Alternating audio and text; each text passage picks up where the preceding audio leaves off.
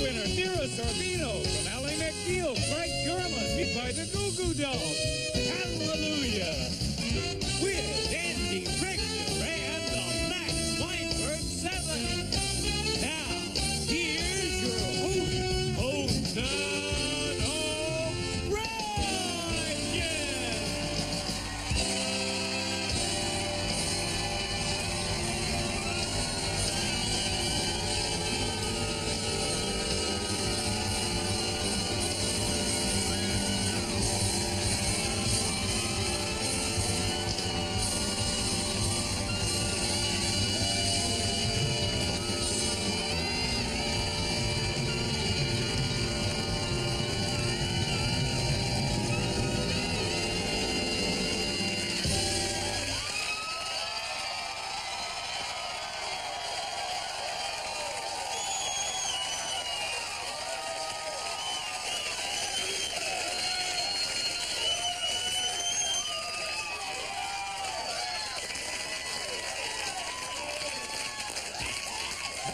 O'Brien!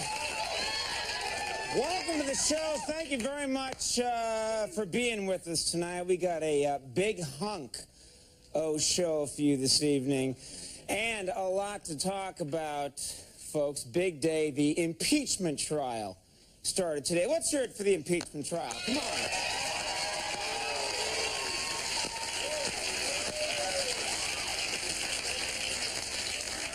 Doesn't matter who you're for.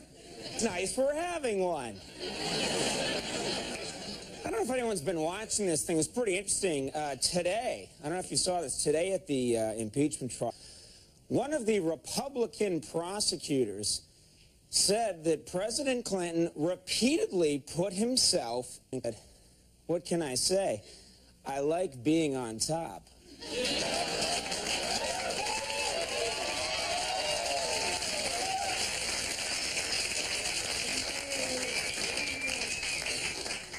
I know it was wrong, but I don't care. Let's get off the impeachment trial. I got you all behind it. Let's talk about this. New York City, big story. A man is suing Starbucks for $4 million because he says he found chunks of glass in his Frappuccino. That's right. Yeah, if he wins, he's going to use the $4 million buy another Frappuccino at Starbucks.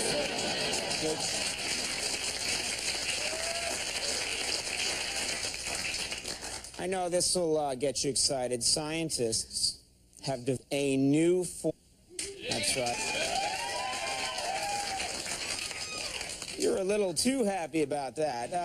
It hasn't worked. The form of that's true. Yeah, the only problem is finding a woman who's willing to have sex with your nose,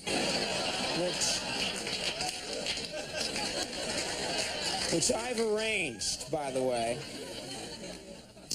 Little story about a 16-year-old boy I want to tell you now.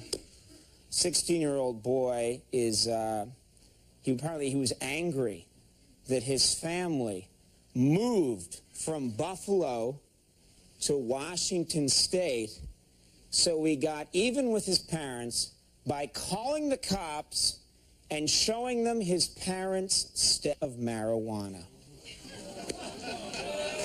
True story. Yeah, and apparently the boy was upset not that they moved, but that they drove across the country at 4 miles an hour. It's the part that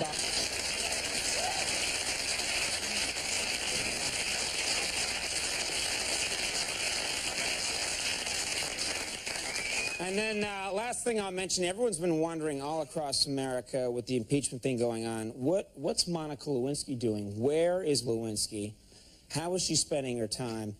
It was reported today in the newspaper that Monica Lewinsky has been doing some volunteer work. True story. She's been doing volunteer work. Yeah, apparently she's been helping the underprivileged achieve orgasm.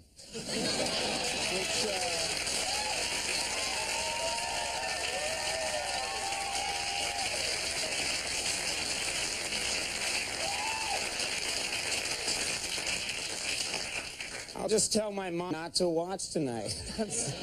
Anyway, we've had a falling out. That's what's the show we got for you. After tonight from the at first sight, Mira. See,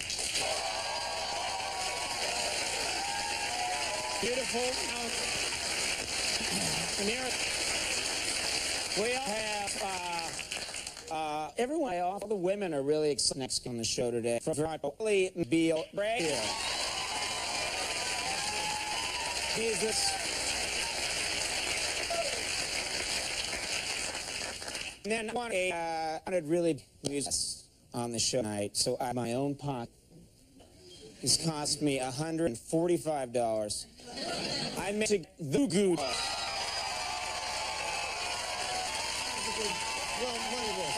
Phone book, it turns out. You just call. I use my MasterCard. And then you're just really, you're pissed that you didn't use the term Goo Goo Dolls for your band, aren't you? It's the one I always wanted. That is one of my favorite band names of all time. Ladies and gentlemen, the man who's still bitter about it all, Max Weinberg and his member 70. Max!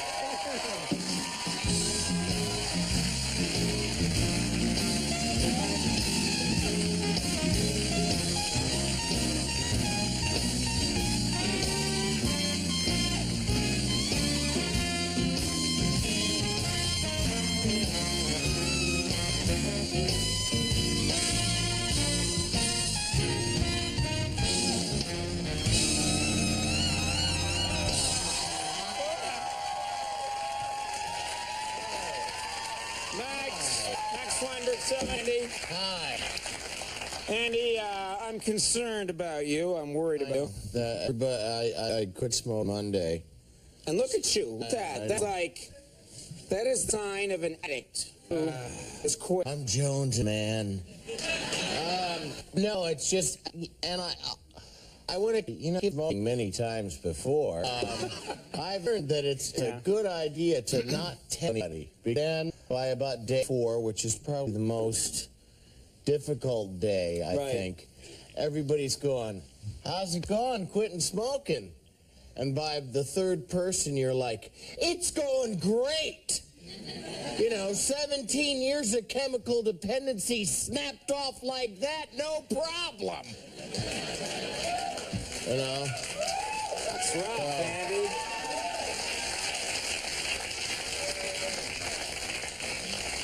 And now I feel bad that today I offered you my nicotine brownie. That's right. Well, damn that commissary. Now they actually have nicotine brownies. Yeah, After now all they do. You're going to make it, dude. Oh, no. I said dude to show sincere. I know. Okay. And yeah. With the kid. Right. I appreciate it. Dude. I love throwing it in just a little too late. Like it can save any square thing I might say. Just remember to drive carefully, dude.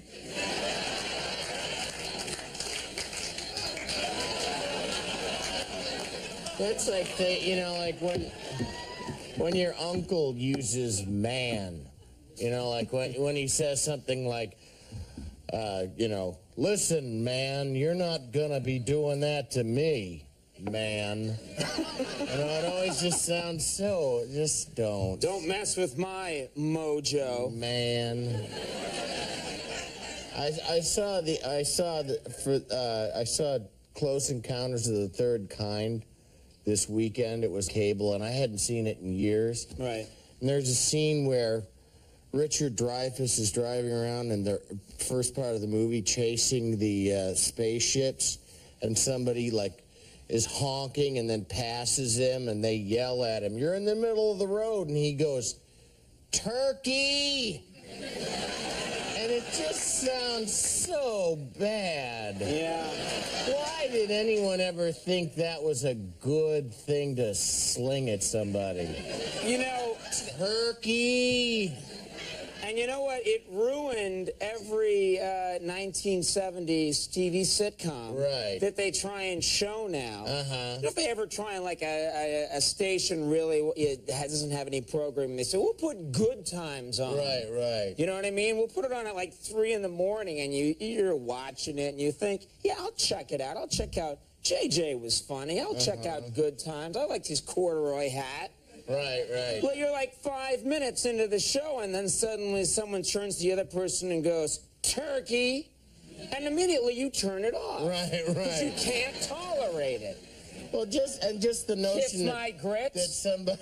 Remember Kiss My Grits? Yes, of course. I remember actually people saying that, like that was a funny, cool thing to say. Well, you can just kiss my grits. I'd be like, Mom, that is not cool. Or just the notion that would burn somebody. Called me turkey. Yeah. Damn it. I'm not a turkey.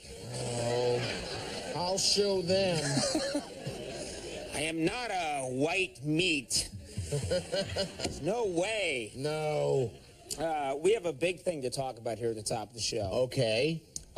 Which is a lot, sad news for a lot of people, especially people from the Chicago area. Michael Jordan, greatest basketball player ever, announced his retirement yesterday, and people are going crazy about this.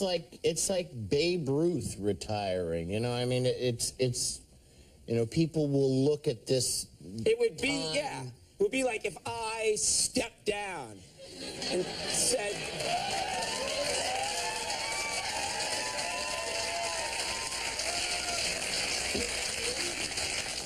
You know, the fact that people indulge that, I know, is really sad. Right. I'm not going to get better if you indulge that.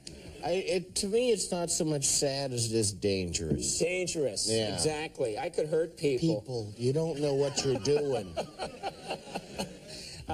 No, he stepped down. Yeah, people were acting like this is the biggest thing that ever happened. And even if you were against the Bulls, if the Bulls were always beating your team, here in New York, even people were showing them respect. Right. And I've noticed that every sports and news show in the country, and you've probably noticed this too, was paying tribute to Michael Jordan all day yesterday, and actually this morning too, with montages, these slow-motion montages featuring highlights of Michael Jordan's NBA career set to really cool music that was emotional. And that's all that was on TV last night. And I was watching that, and I thought, we got to do that. We have to do that. We should do that, too. Because definitely we should do that. The problem is the footage is really expensive. And we're not look at our show. We don't got the scratch, baby. We're just a couple of turkeys. So we just don't have the money.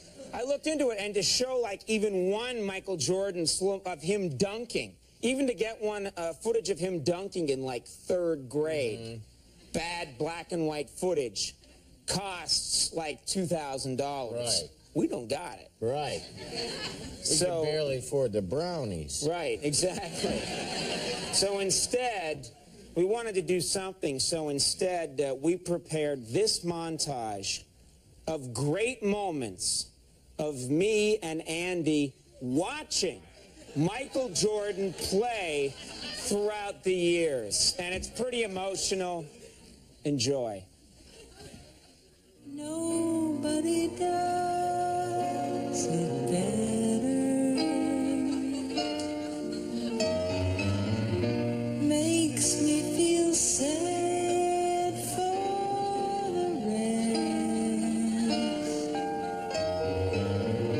Nobody does it half as good as you. Baby, you're the best.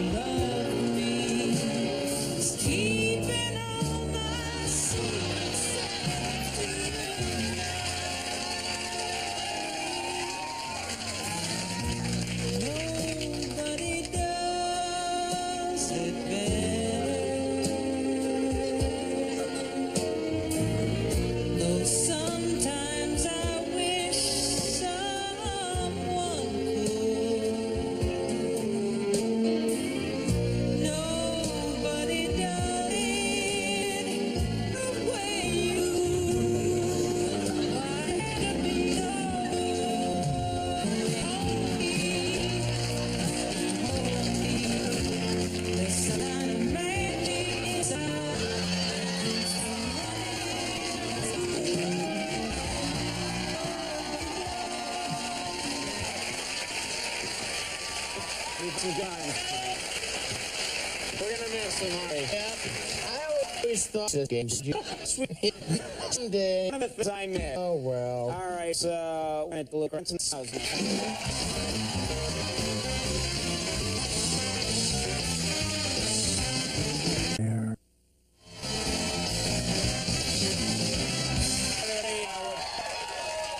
First guest tonight won an Oscar for her performance in Mighty Aphrodite, and tomorrow she's in the movie At First Sight with Val Kilmer.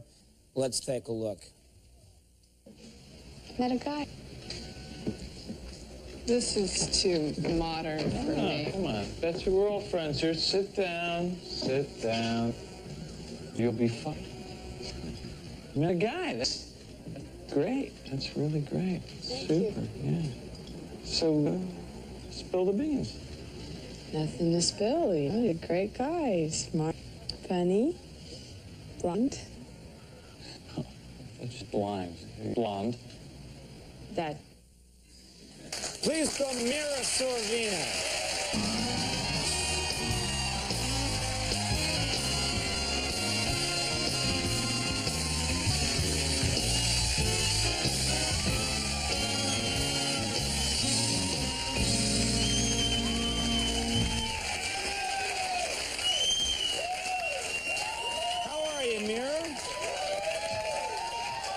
You've got everyone's attention.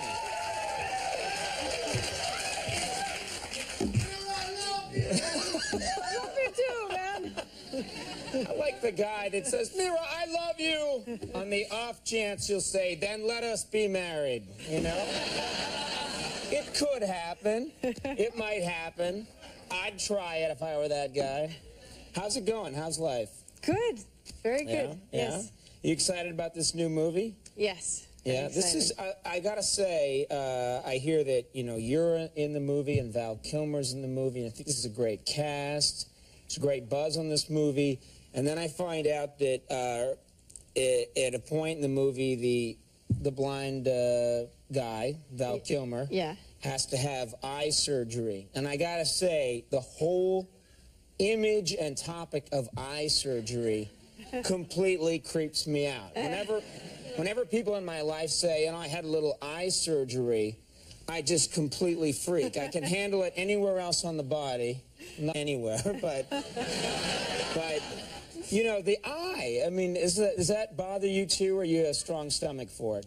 Well, I wear contact lenses, so you have to get over some of that just by putting them in every day. But in the film, actually, there is the surgery scene where the character actually regains his sight after 30 years of being blind. But it's subliminal. It's kind of like if you watch it 5 times, as I have seen it about 5 times, you start to notice the eye surgery, but you can really look away. You don't have to see it. Right.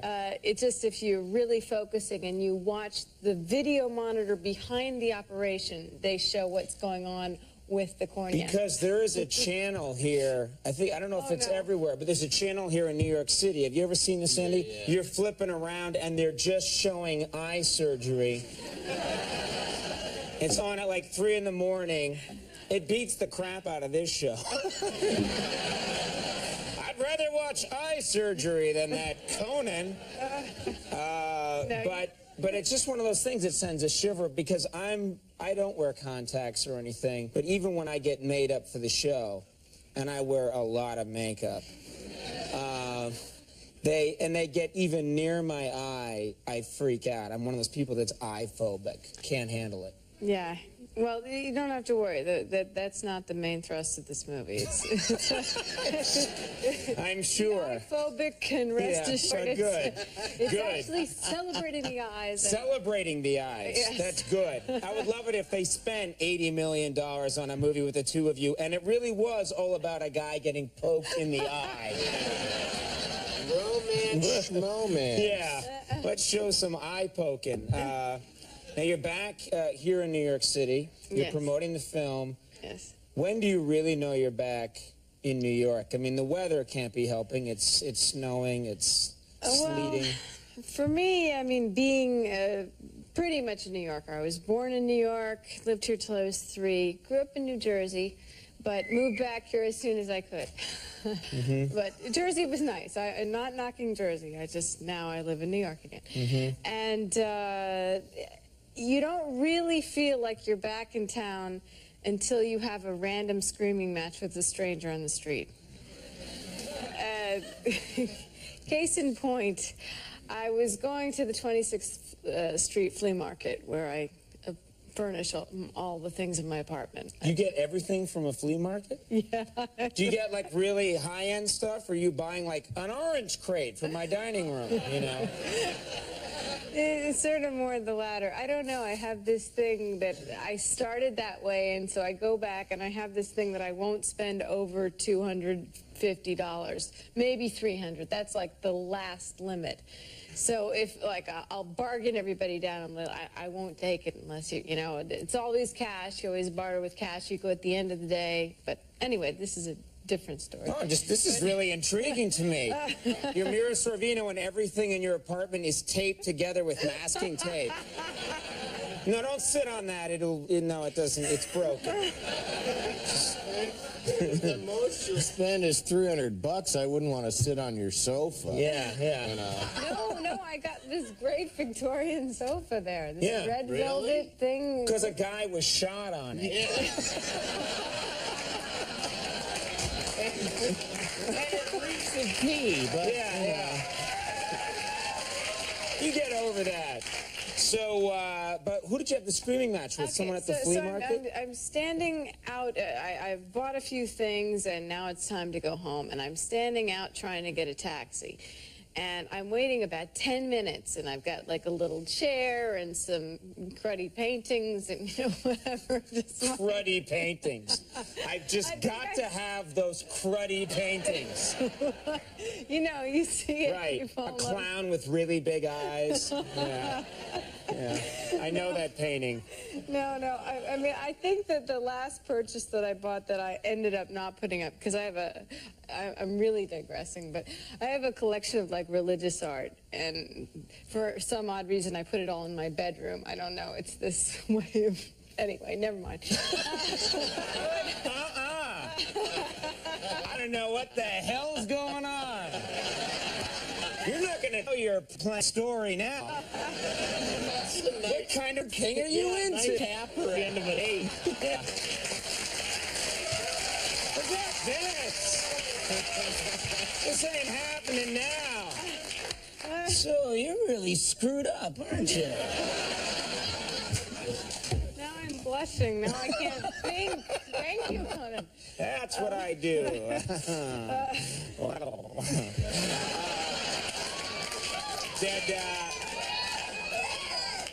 But anyway, so I have like a lot of like Virgin Marys and things all over. I just love them, and right. Anyway, okay, fine. So the last time I ended up buying this.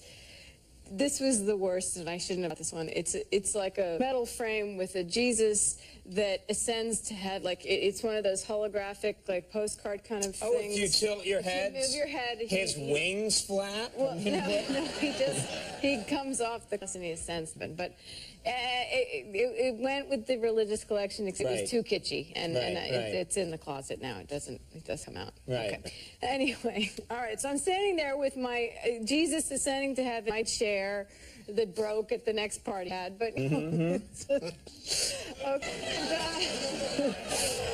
And the ad comes in, and I'm like, oh, good, hello. And this man steps out in front of me to take it. And I said, oh, I'm sorry, that's my cap. You know, and I'm not very nice because I've been waiting, and he just blatantly steps out, and he starts muttering to himself, that's what they all say, stupid, you know, and you can't say that to a woman that's holding a holographic Jesus, you know. So I Get back! I mean, seriously. No, so I said, excuse me, what did you say? Because I was just on edge, you know. Right, I was like, what did you say? And then so he starts swearing at me. He starts using the foulest language that he can think of to describe a woman. And so then I just go back at him with the worst thing I can think of to say to a man that I cannot say on television. And It's pretty late. no, I really can't. No, I'm just... And so he grows enraged. And some kind of foreign accent, he ducks stuff up at me, and he has a lamp in his hand that he's got these two. He raises it over his head. Like he's gonna... Like he bludgeoned me to death with the lamp. He's just like, you little, you know. And I said, oh yeah, you're gonna hit me? You're gonna hit me? Go ahead. Go ahead, I'll call the cops. And he says, I am a cop. And he pulls out a badge. And I got this. That is New York, yeah. Definitely. Screaming at me. With his, you know, like Poseidon's trident, and he's going to smash me over the head. And I'm like, go ahead, hit me, I'll sue you, I'll sue you. And he's one of their muttering, finest. He walks away, and I start swearing at him in Italian. I get in the cab. Do you know Italian swears? Yes. Oh, I was too excited about that. That's all I know in Italian. That's the terrible okay. part. That's all I want to know. And as far as no, our censor doesn't speak Italian. Go! Well, this isn't fair. It sounds like menu for I know. Yeah. Get us in Italy. That's what we want. The movie opens tomorrow. People should check out. You know the stuff we're going to about.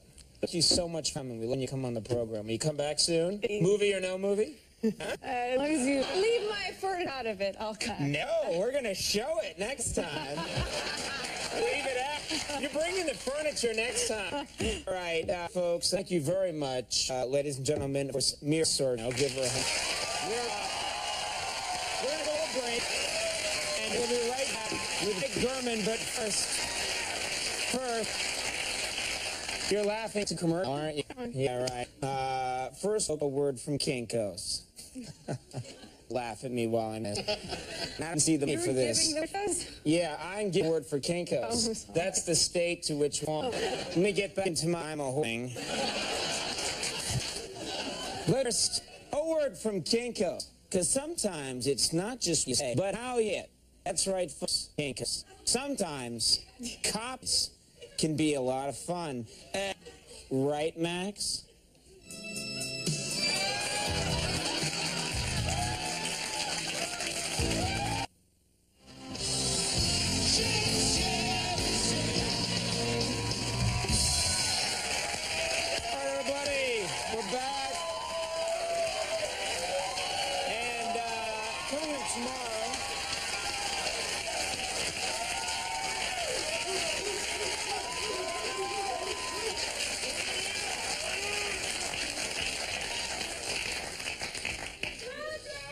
Everybody, we're back.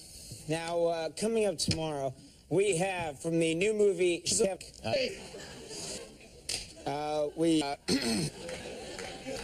We also have supermodel Shamba. Oh, beautiful woman, beautiful. Speak to me, Andy.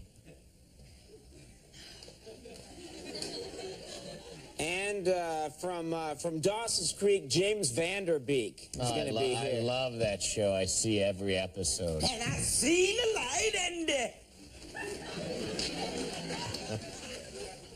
Okay, what the hell's going on?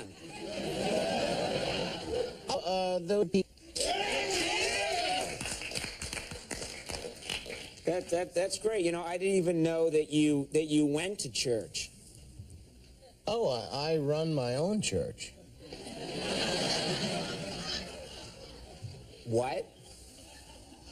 Well, on weekends, I'm a pastor at a church. I give sermons. Your church? That's right. It's Andy Richter's Church of the Divine Ass.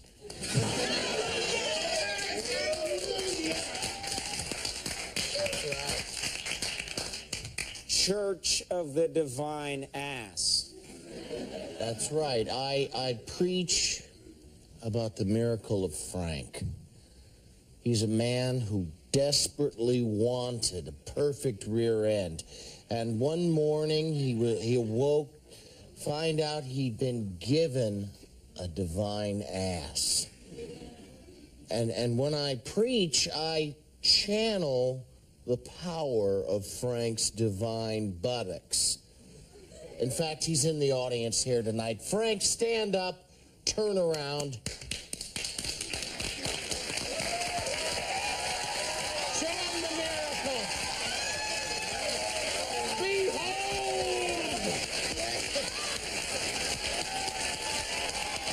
I wanted to sit on me! Sit on me! I want to spank it! I wanted to crack my coconut.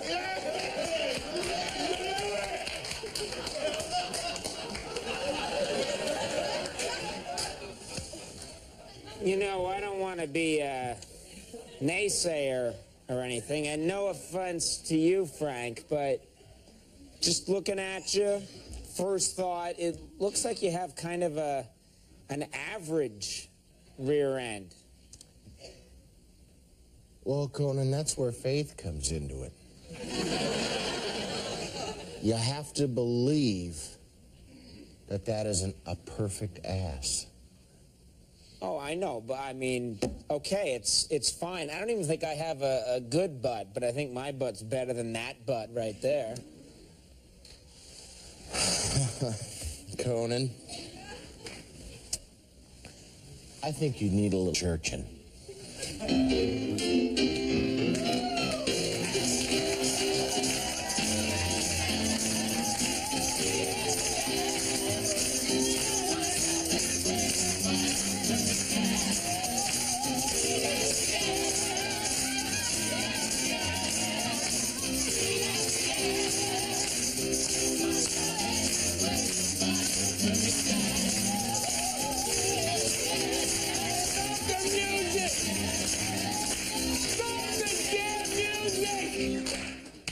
Andy, look, I was born with no ass, and I find this all very offensive, all right? I mean, does that make me, is a man like me any less attractive? Huh? Is a man like me undesirable? Huh? Is a man like me any less perfect because I got no ass?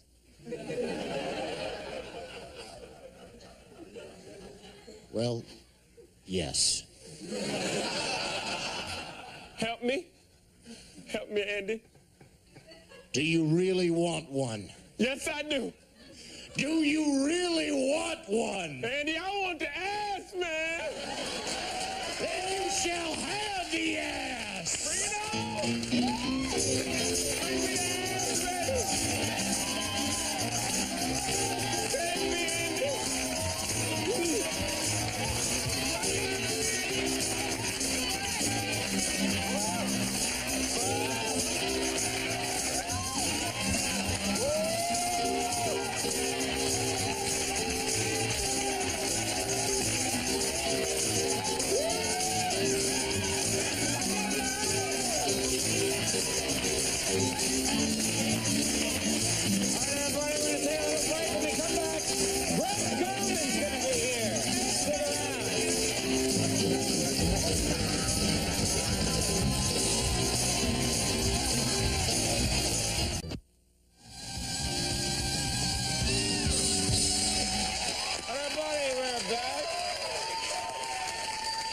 Guest tonight plays Richard Fish on the hit series Ally McBeal. Please welcome Greg Germann.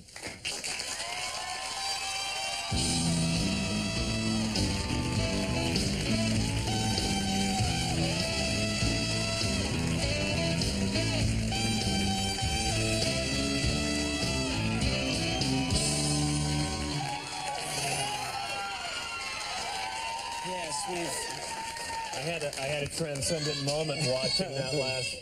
we started a whole trend there. The trend, I don't know if I qualify, but I'm looking for a place of worship, and if later on you can inspect down. me. Absolutely. Everyone's welcome. Everyone's welcome. So how are you? I'm good. You, I don't know if you heard this at the top of the show, but we were discussing you coming on the program today. A lot of the women in the office very excited. They're big fans of your character. Really? On the show. And a very unusual character, this guy, Richard Fish, because he's obsessed with a very unusual part of a woman. Yeah, the waddle. The waddle. Yeah. Help us. What is the waddle? The waddle is the part of your neck from here to here, at least on a woman. I guess on a man too. Like you don't really have a very good. I got a pretty good one. Andy's. Yeah, that's. There you go. I could keep changing there. Yeah, that's a good young waddle. You don't want to go unchaperoned to certain parts of town with Certainly that don't. waddle. So the waddle. You like the waddle? Or your character does? I don't like waddle. I just play one on TV. The guy who likes waddle. Does, for example, who are famous people who have some good waddles? I did. I brought a few people, a few examples with me today. The first one I've got was somebody we had on the show last year, Janet Reno. Oh, Janet Reno has a good waddle. Yeah. Also, Henry Hyde is currently in the news. He's got a terrific waddle. He's got a good one. It's a Republican waddle, and my favorite waddle from when I grew up, actually, is Foghorn Leghorn, of course. Yeah. He invented the waddle. He invented the waddle. That's right. Is this thing catching on? Have you noticed people across the country being obsessed with waddles now? Well, I was getting my car washed one day, and a guy came up to me in his like 60s, and his wife was standing back behind him, just kind of giggling, and he said, "We love the show, and I got to tell you that since we started watching, I discovered my wife's waddle." And I realized that, he said, we've started to get along a lot better. We talk a lot more, and I realized I was responsible maybe for saving his marriage, which is a little more power than I really wanted. That's really like disturbing to me. That would be the thing that would turn everything around. And how is this playing it out in the marriage exactly? I don't want to know. No, neither do I. So let's move on. Let's move on to the next topic.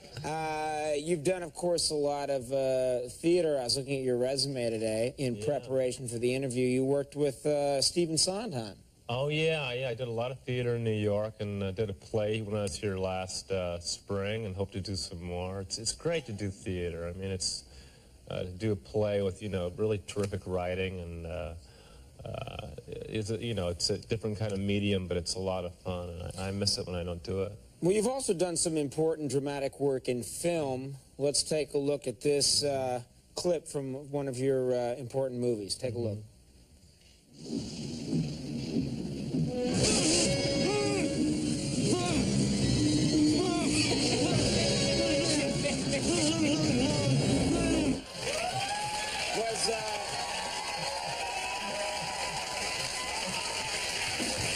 What's it like working with Chucky? He's difficult. He's a prima donna. Chucky, yeah, you don't want to get on his bad side. No, you don't want to get on his bad side. Whatever Chucky wants, Chucky gets. I like the faces, the mean... What? No, I don't know. It's nice to be, have the Chucky clip in there. After I did Chucky, I felt sort of like Michael Jordan. I should get out while I'm ahead, It's like, I'm at the top of my game. Retire. You should have called a big conference and said, after Chucky... What else is there? You've done more Chucky. can I really do? First Chucky or... That's Chucky 2. That would be Chucky 2 for those of you that aren't versed in Chucky. Yeah, well, how can you tell? How could you tell just looking at that short a clip? Maybe someone who really knows the Chucky phenomenon. I'm a Chucky scholar, so I know my Chucky up and down. Yeah, he had 3 freckles, so that's Chucky 2. Of course, the later Chucky is a whole different Chucky. Yeah. You plan to do in more Chucky movies? I guess you can't. I can't because, as you saw, I was suffocated with a cleaning bag. Taken care of.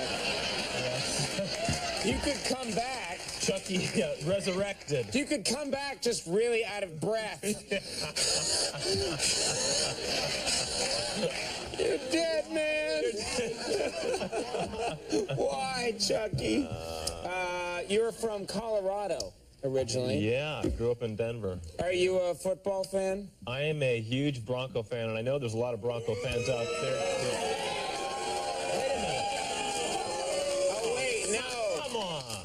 New York, you forgot. Oh man, I thought we were in Denver. Do you what is your prediction for the game? I think the Jets will score. not enough to win the game, but I think they'll get on the board. We're gonna have to get someone to escort you out of the building. Security. Yeah. No, look, the Jets are great. They are. Team, I love them. I love. Do you know why? Do you know why I believe the Jets are going to win, and why I believe that they're gonna win? I don't, Conan, but I'm dying to find out. I think it's because I wasn't sure, and I know that the odds are that they will lose. And then I saw this picture of Bill Parcells. Show this now. You can't beat that guy. Look at that guy. No, he's. Aside from the beautiful, he's got a waddle actually that's a little scary. Now, he's somebody I wouldn't want to sit across the table from playing poker. He'll smile at you and sort of be nice to you, but he's got something up his sleeve. The minute if I was a football player and I was up against him and I saw that face in that picture, I would just lose it right there. I would not be able to go up against him. He's just pure anger. If I was related to him, if I saw him on the street, I would run away. Seeing that picture makes me want to run away. If you showed up at his house on Christmas Day and he went, okay, Merry Christmas, see you later. We have to talk about this film. You have a short film. Yeah. That it's going to be broadcast on the Sundance Channel. Yeah. Tell us about the movie. I wrote, directed, and acted in a short film that was in competition at Sundance last year, and it's called Pete's Garden. It's about a father and a daughter. The daughter's about 9 years old. She comes to visit him. They're sort of at odds with each other, and he's got a sickly pony that he has for. He's a little bit of a ne'er-do-well. Tugging at the heartstring, aren't you? The pony needs to be put down, and he doesn't have the guts to do it. By the end of the movie, the daughter sort of encourages him, and together they put a bullet in the pony's head, burn it, and bury it. And it's not funny. They burn it and bury it. And they bond that way. It's sort of an equestrian snuff film.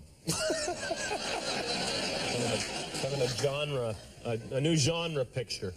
Yeah. Chucky, Pete's Garden. Yeah, good luck with that. Chucky would have helped you put that dog down, I'm sure. Well, Ally McBeal, of course, Mondays at 9 o'clock on Fox, as if I had to mention it. And Pete's Garden premieres January 18th at 10 o'clock p.m. On the Sundance Channel. See the pony put down. Greg, thank you very much. Thanks for being here. Greg Germann, everybody. We'll take a break. We'll be right back. The Goo Goo Dolls are coming.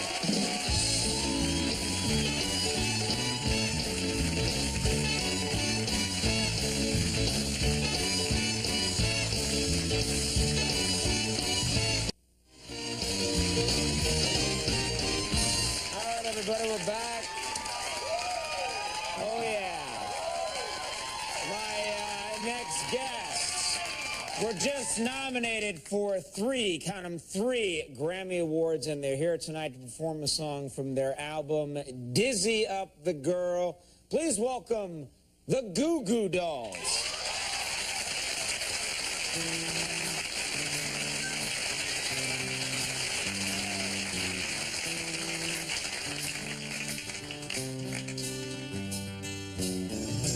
Could you whisper in my ear the things you wanna feel? I'll give you anything to feel it coming. Do you wake up on your own? I wonder where you are.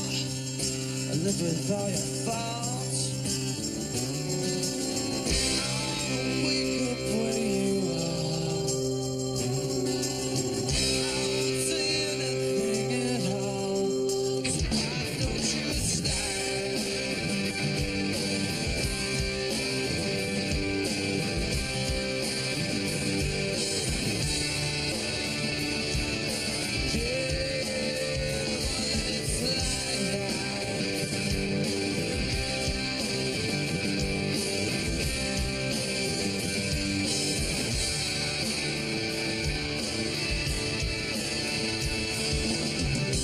Don't you love the life you killed? The priest is on the phone. Father hit the wall. On this own truth. Don't suppose I'll ever know. To me, to be a man is something I can change.